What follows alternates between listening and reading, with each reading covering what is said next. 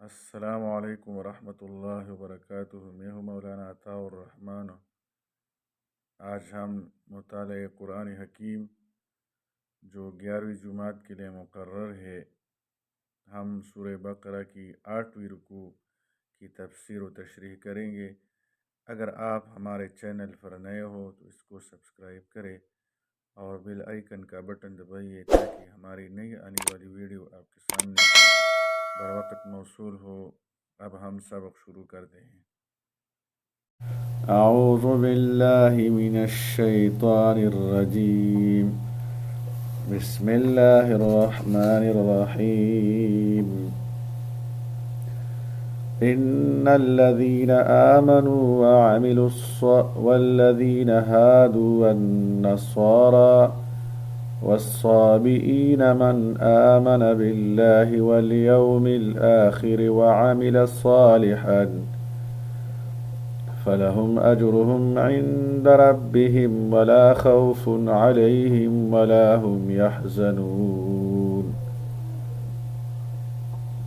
ہم مطالعہ قرآن حکیم برائے 11ویں جماعت ہم پڑھ رہے ہیں۔ سورہ بقرہ کی 8ویں رکوع ہے اور اس کی تفسیر و تشریح کریں گے۔ ان الذین آمنوا، بے شک جو لوگ ایمان لائے، والذین ہادوا، اور جو یہود ہوئے، والنصارى، اور جو نصرانی ہیں، والصابئین، اور ساوی ہیں۔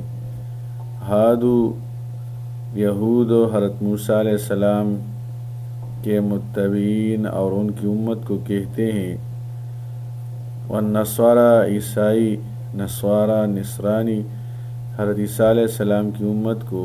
صابئین یا تو یہ ستاروں کی عبادت کرنے والے ہیں، اس کو صابئین کہتے ہیں، یا ہر ایک شخص کو جو دین سے باہر ہو اس کو صابی کہا جاتا ہے۔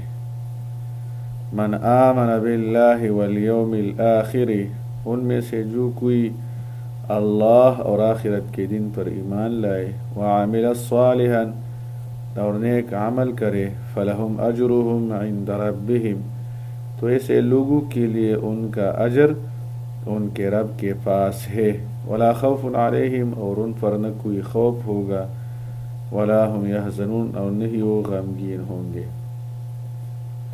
اس مقام پر یہودوں کی شرارت کا حال معلوم کر کے سامعین کو یا خود یہود کو یہ خیال گزر سکتا ہے کہ ان حالات میں اگر عذر پیش کر کے ایمان لانا بھی چاہے تو غالباً وہ اللہ کے نزدیک قبول نہ ہو۔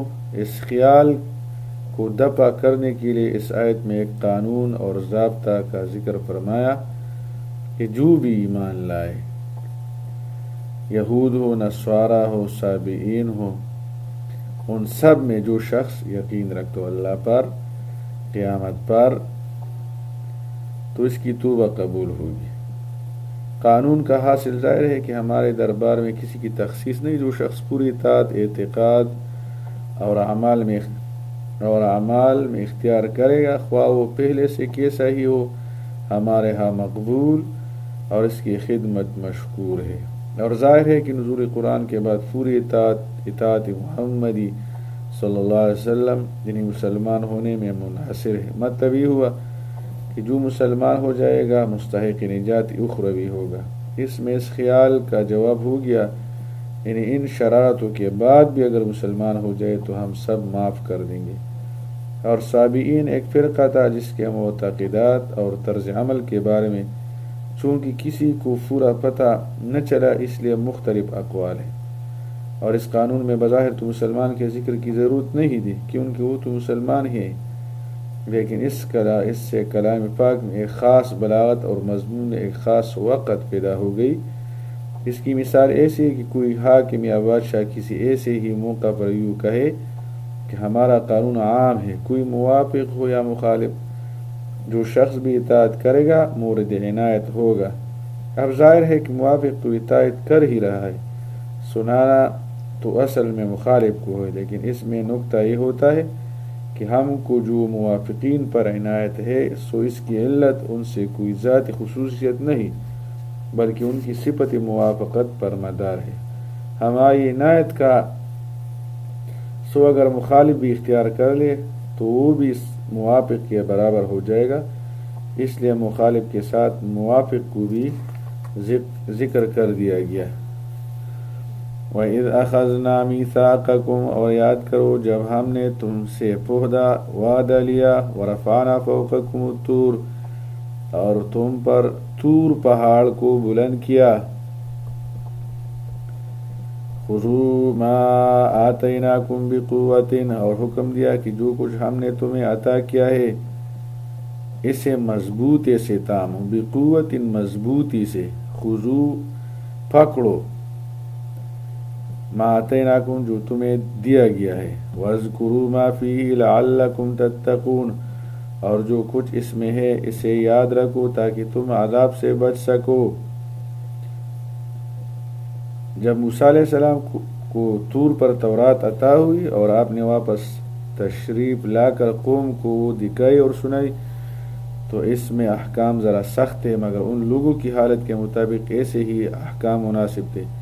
تو اول تو انہوں نے یہی کہا تھا کہ جب ہم سے اللہ تعالیٰ خود کہہ دیں گے کہ یہ میری کتاب ہے تب مانیں گے، جس کا قصہ اوپر گزر چکا۔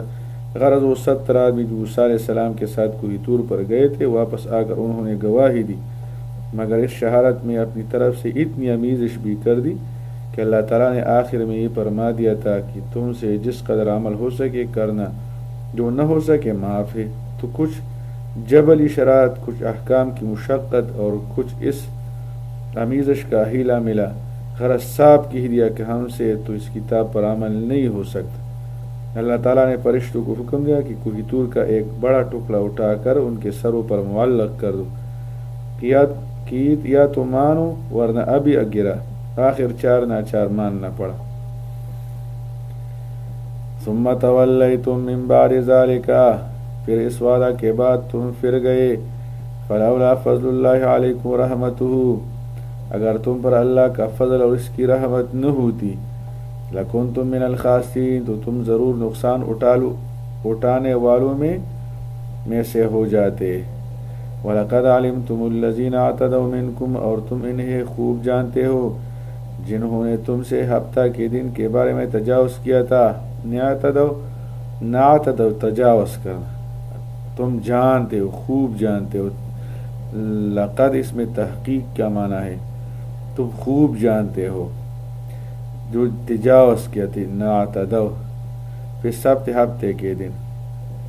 وَلَقَدْ عَلِمْتُمُ الَّذِينَ اعْتَدَوْا مِنْكُمْ فِي السَّبْتِ، اور تم انہیں خوب جانتے ہو جنہوں نے تم سے ہفتہ کے دن کے بارے میں تجاوز کیا تھا۔ فَقُلْنَا لَهُمْ كُونُوا قِرَدَةً خَاسِئِينَ، تو ہم نے انہیں کہہ دیا کہ قِرَدَةً بندر ہو جاؤ، خاسئین نقصان والے، دھتکارے ہوئے، نقصان والے، شرارت والے، یا ذلیل، خاسئین ذلیل و شرمندہ۔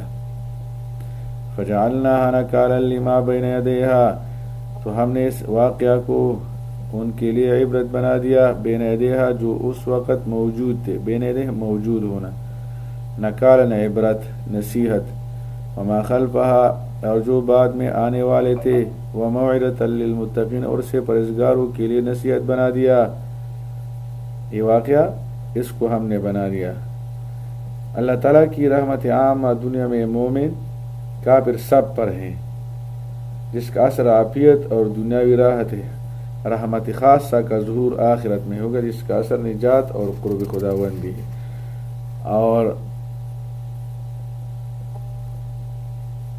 یہاں یہ واقعہ ذکر کیا گیا ہے، یہ واقعہ بھی بنی اسرائیل کا ہر داؤد علیہ السلام کے زمانے میں ہوا۔ بنی اسرائیل کے لیے ہفتہ کا دن معظم اور عبادت کے لیے مقرر تھا، اور مچھلی کا شکار بھی اس روز ممنوع تھا۔ یہ لوگ سمندر کے کنارے آباد تھے اور مچھلی کے شوقین تھے، اس حکم کو نہ مانا اور شکار کیا، ہفتے کے دن بھی شکار کیا۔ اس پر اللہ تعالیٰ کی طرف سے مسخ صورت کا عذاب نازل ہوا۔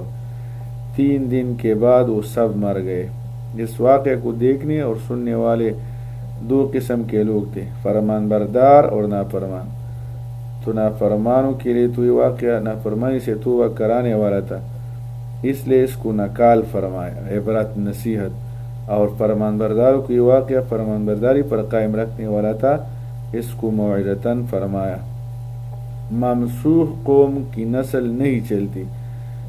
اس معاملے میں صحیح بات وہ ہے جو رسول اللہ صلی اللہ علیہ وسلم سے بروایت عبداللہ بن مسعود رضی اللہ عنہ صحیح مسلم میں منقول ہے کہ بعض لوگوں نے اپنے زمانے کے بندر اور خنزیروں کے بارے میں حضور صلی اللہ علیہ وسلم دریافت کیا کہ کیا یہ وہی مسخ شدہ یہودی ہے؟ آپ صلی اللہ علیہ وسلم نے فرمایا کہ اللہ تعالیٰ جب کسی قوم میں مسخ صورت کا عذاب نازل کرتے ہیں تو ان کی نسل نہیں چلتی بلکہ چند روز میں ہلاک ہو کر ختم ہو جاتی۔ اور پھر فرمایا کہ بندر اور خنزیر دنیا میں پہلے سے بھی موجود تھے اور آج بھی ہے، مگر مسخ شدہ بندروں اور خنزیروں سے ان کا کوئی جوڑ نہیں۔